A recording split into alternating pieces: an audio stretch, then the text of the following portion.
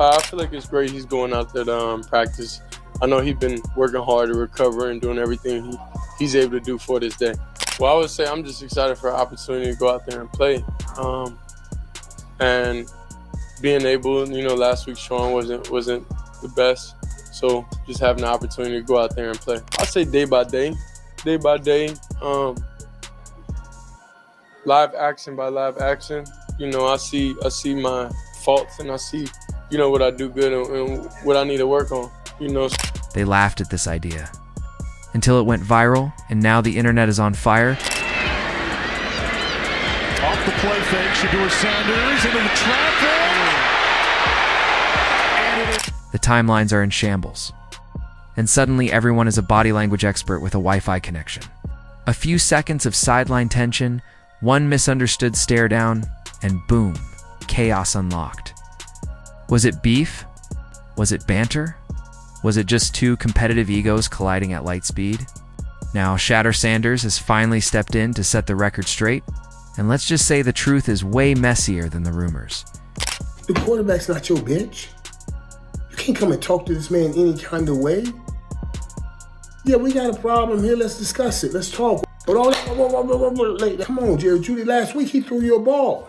Beautiful ball. You caught it, but you were dancing around, and things went down. I didn't see Shedeur come up in your face and say a word. Jerry Jeudy, this is daft. This is as dumb as you can. If you're enjoying, please subscribe Shedeur Sanders to the channel. It helps more than you think. The week started off quietly enough, the kind of quiet that never lasts in football. One practice rumor here, one sideline whisper there, and suddenly the internet smelled drama like sharks in shallow water.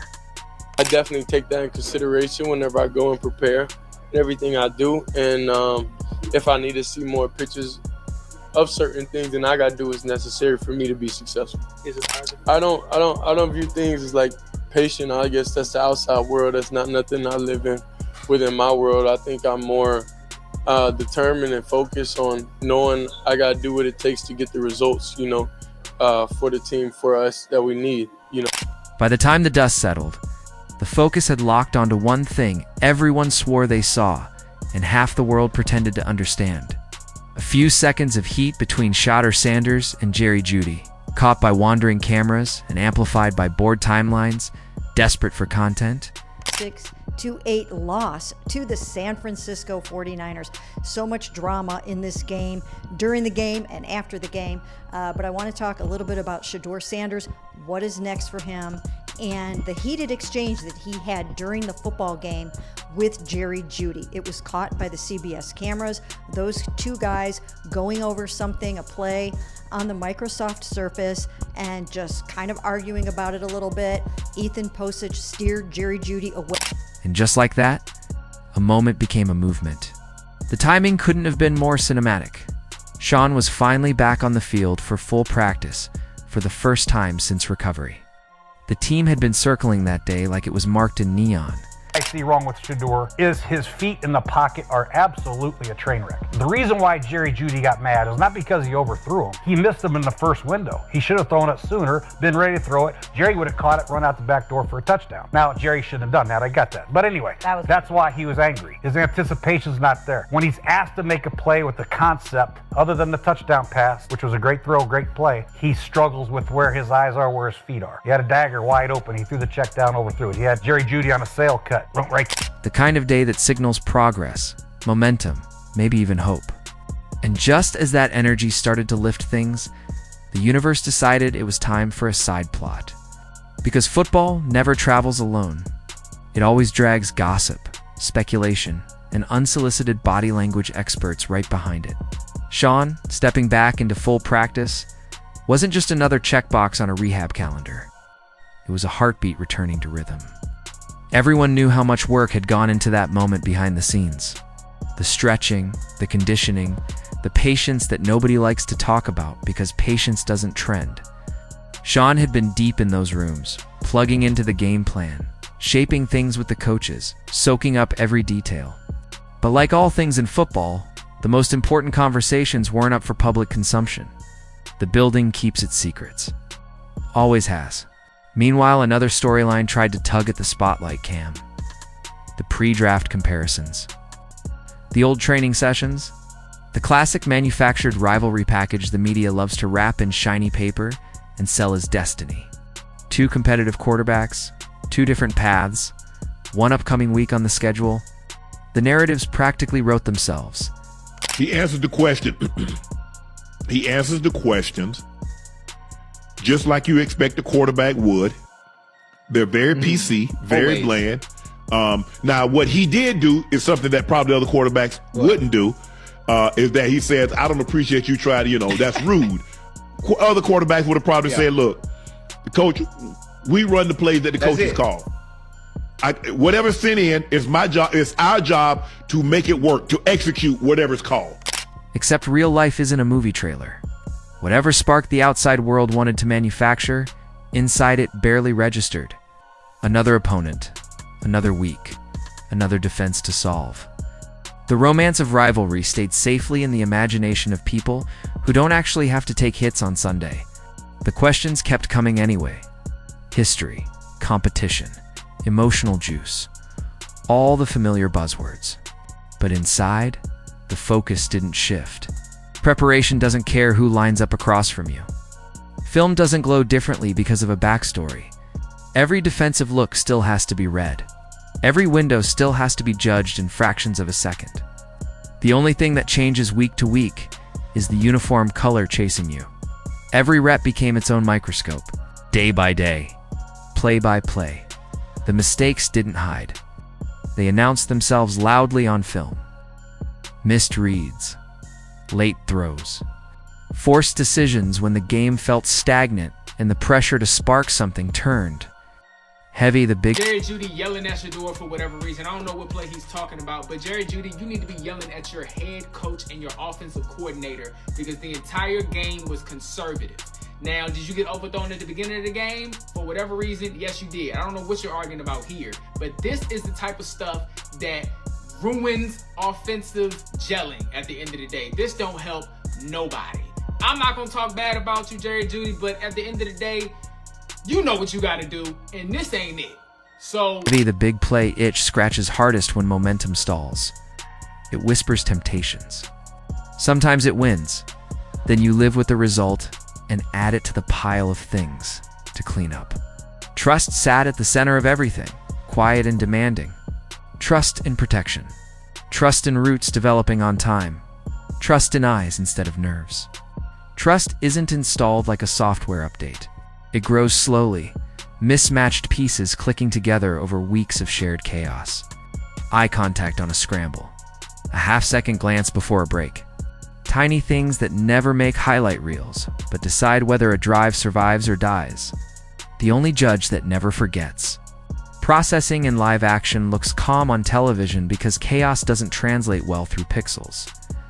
In reality, everything moves at a speed that punishes hesitation and panics the unprepared. The mind races through coverage shells, leverage, and pressure tells. Instinct fights with calculation in a 3-second wrestling match. Preparation tilts the odds, but nothing erases the uncertainty. You trust, you decide, and physics handles the rest. So Jerry Jeudy and Shedeur Sanders got into a conversation, not an altercation, a conversation on the sideline. And some people are saying that Jerry Jeudy has no right to yell at Shedeur Sanders because he fumbled the ball last week and he's been struggling with drops all season. So let me ask you guys a question. Who in the Browns organization can communicate with Shedeur Sanders? Because according to a lot of people, everybody in the organization is against Shedeur Sanders and nobody wants to see him win. Adjustments happened quietly. Subtle shifts in how information was organized. How keys were read. How anticipation replaced hesitation.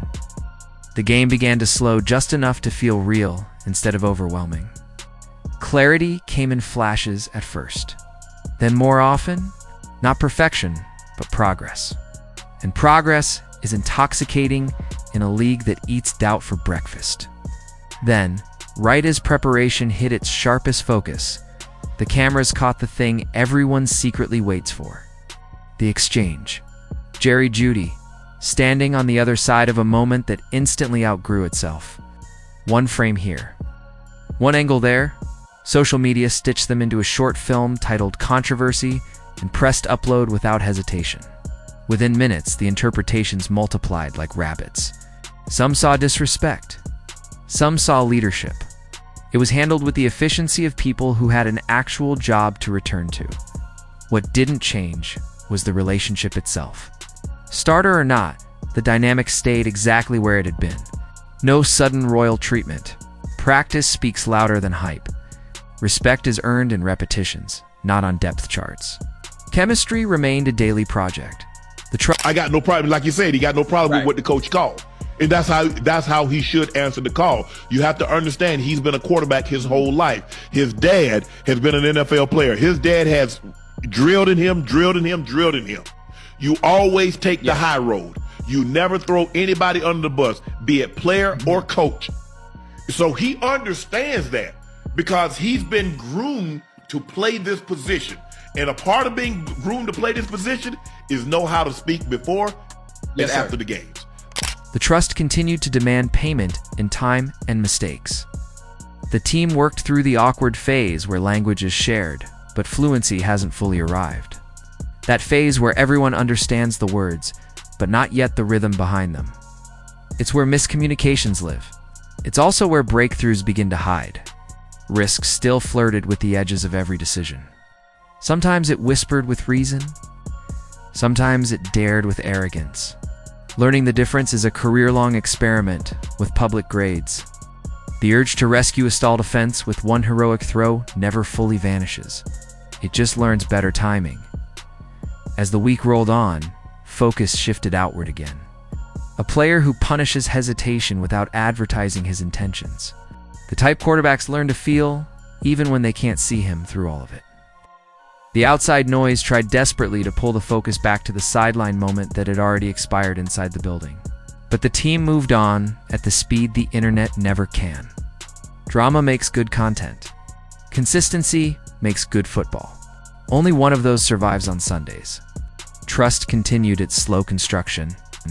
They got it together and they can get on the same page next week again. I don't know what they're arguing about, but on top of that, in the post game, I want him to publicly point the finger at the coach.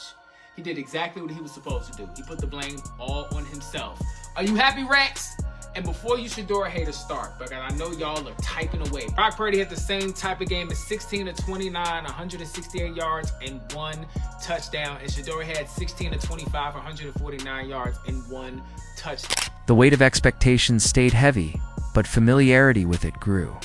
The field began to feel less like a stage and more like a workspace. That shift changes everything. The idea of patience kept floating around like a suggestion box nobody inside had time to open. Results were the only accepted currency. Rookies don't get discounted standards in the NFL. They get opportunities wrapped in pressure. Perform or recalibrate. There is no third category. And somewhere between routine and chaos, between speculation and silence, the narrative reset itself. The heated exchange became yesterday's headline. The stakes never left. And somewhere in the background, the internet kept refreshing, waiting for the next slice of chaos to chew on. It always does. Because in the end, the league doesn't pause for rumors. It advances on schedules, not on timelines. The only thing that ever truly sets records straight is the next snap. And that— Why does Shedeur Sanders in that moment have more poise than Jerry Jeudy? Yeah. Jeudy, you should be teaching Shedeur. Completely unacceptable by Jerry Jeudy. Completely unacceptable for several reasons. Number one, Jeudy, you the one that fumbled that play last week versus the Raiders, and Shedeur didn't come at you. You the one that had that 39-yard play. Should have been Shedeur's second, if not his biggest play of the day, had you made somebody miss. But instead, you start dancing in the open field, force fumble. Shedeur don't come at you yelling and whatnot now. And that next snap has a way of racing yesterday faster than any statement ever could. Once the ball is back in play, nobody's rewinding sideline footage anymore. They're counting pressures, tracking windows, measuring whether the last adjustment actually stuck or folded under stress. The league is ruthless like that. Memory is short. Film is forever. Inside the building, the rhythm settled back into its familiar grind. Morning installs. Afternoon corrections. Nightly review sessions where every decision is stripped naked and judged without mercy. What went right gets refined. What went wrong gets replayed until it's burned into muscle memory. The exchange that once set timelines ablaze now barely earns. A footnote between third down efficiency and red zone execution: the rookie expectations remain heavy, even when nobody says them out loud. Every week carries a test wrapped inside a disguise. The defense always brings something new. The crowd always demands something spectacular. And the margin for error never loosens its grip. Progress gets celebrated only briefly before the standard resets higher. This right here is common between a wide receiver and the quarterback in the NFL when one of them feels like the other was wrong. That's why I called it communication. This happens damn near every Sunday. And when it comes to the game of football, this will never stop. And Jerry Jeudy has been struggling with drops this season. He did fumble the ball last week, but last year Jerry Jeudy did have 1,200 yards. The Cleveland Browns did pay him a lot of money to come to Cleveland in free agency after Denver gave up on him, and he put up 1,200 last year, and he shut me up. The temptation to do too much still lurks. It always does when the spotlight feels bright and the clock feels fast. Sometimes discretion wins. Sometimes ambition sneaks into the driver's seat. Each result gets filed into the ongoing education of what works and what merely looks impressive until the film exposes it. Growth in the NFL is public, unforgiving, and permanently archived. Meanwhile, the outside world continues to hunt for friction the way storm chasers hunt clouds. If there's no argument today, maybe there's a look tomorrow. If not a look, maybe a rumor.